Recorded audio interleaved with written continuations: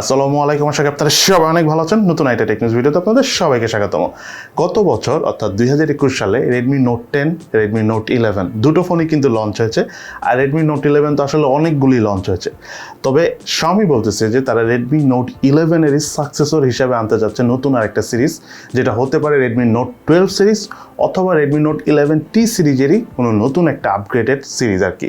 তবে যতটুকু আমরা বুঝতেছি হতে পারে রেডমি নোট 12 সিরিজটাই আসতে পারে। প্রথমে হয়তো 11T সিরিজে আরও কয়েকটা ফোন আসবে, দেন এই রেডমি নোট 12 সিরিজের ফোন আসবে। আর Xiaomi ফোন আপনারা জানেন রিসেন্টলি স্পেশালি নোট সিরিজের ফোন অল দ্য টাইম অনেক পপুলার থাকে। আর এই বছর নোট সিরিজ অনেকগুলি বের হয়েছে।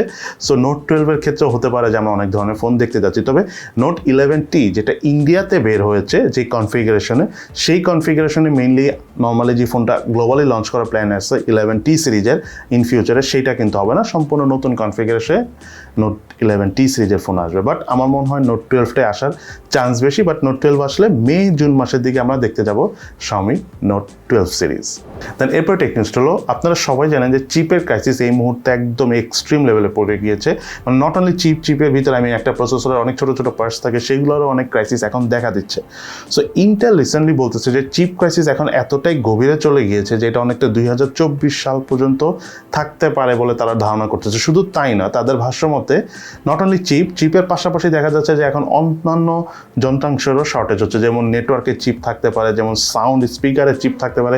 মানে ছোট ছোট অনেক চিপেরও এই মুহূর্তে মার্কেটে অনেক শর্ট হয়ে গেছে। সো আস্তে আস্তে সময় লাগবে। হতে পারে যে প্রসেসরের চিপের ক্রাইসিসটা কাটিয়ে উঠলে জিপিওর চিপের ক্রাইসিসটা থাকবে, সেটাও আস্তে আস্তে কাটিয়ে উঠবে।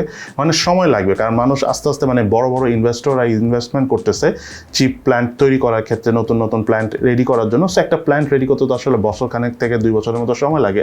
সো 1-2 বছরের মতো আরও সময় লাগবে ওভারঅল এই চিপ ক্রাইসিসটা কাটিয়ে ওঠার জন্য। সো বোঝাই যাচ্ছে যে 2024-এর আগ পর্যন্ত মোটামুটি সব ইলেকট্রনিক্স গ্যাজেটের আইটেম যতটুকু দাম হওয়া উচিত তার থেকে একটু বেশি দাম হবে। যেমন স্পেশালি রিসেন্টলি যে ফোনগুলো আমরা দেখতেছি লঞ্চ হচ্ছে, আমাদের অনুযায়ী যেরকম প্রাইস হওয়া উচিত আমরা যেটা ভাবি, বাট তার থেকে কিন্তু অনেক বেশি প্রাইসে লঞ্চ করতেছে ইভেন সব কোম্পানি। নট অনলি যে অ্যাপল, স্যামসাং তারা করতেছে, তারা তো অনেক বেশি এমনিও করে। স্পেশালি স্যামসাং তো অনেক বেশি প্রাইসে ফোন লঞ্চ করে, বাট তার পাশাপাশি দেখা যাচ্ছে অপ্পো, ভিভো, ইভেন Xiaomiও কিন্তু এখন মোটামুটি হাই প্রাইসে ফোন লঞ্চ করতেছে। দেন এরপরে আরও বেশ কিছু নিউজ ছিল আমার বলার মতো, বাট যেহেতু আগামীকাল ঈদ, সো আমি টেক নিউজটা অনেক বড় করবো না। বাট একটা ইম্পর্টেন্ট বিষয় আপনাদের সাথে শেয়ার করতে চাই। অনেকেরই একটা প্রশ্ন যে অলমোস্ট সব ফোনই এখন প্রবলেম দেখা দিচ্ছে, ইউআই রিলেটেড প্রবলেম। সেটা not only Xiaomi, not only Realme, Oppo, Vivo, even স্যামসাংয়ের ফোনও দেখা দিচ্ছে। সামটাইমস আমরা রিসেন্টলি অ্যাপেলেরও কিছু ক্ষেত্রে শুনেছি। বাট একটা জিনিস আপনাদেরকে বলি, কেন হঠাৎ করে প্রবলেমগুলো হচ্ছে স্পেশালি অ্যান্ড্রয়েড ডিভাইসে, আমি সেটা বলি। সেটা মেইন কারণ হলো রিসেন্টলি কিন্তু অ্যান্ড্রয়েড 12-এর আপডেট এসেছে গত 4-5 মাসে।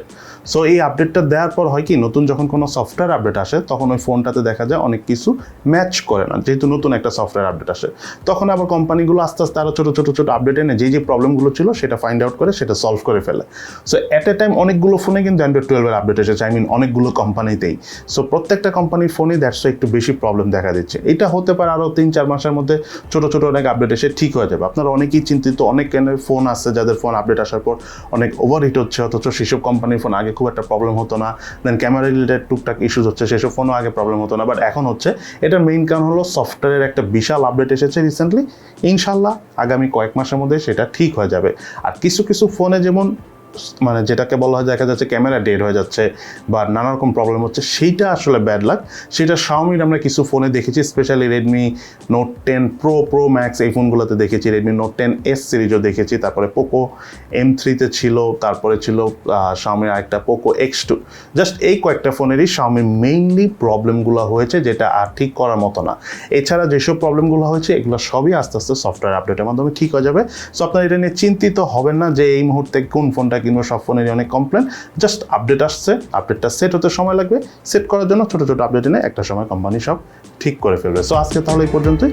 সবাইকে অ্যাডভান্স ঈদ মোবারক জানিয়ে শেষ করছি আমাদের আজকের টেকনিক। সবাই ভালো থাকবেন, সুস্থ থাকবেন, ইনশাল্লাহ দেখা হবে ফিউচারে।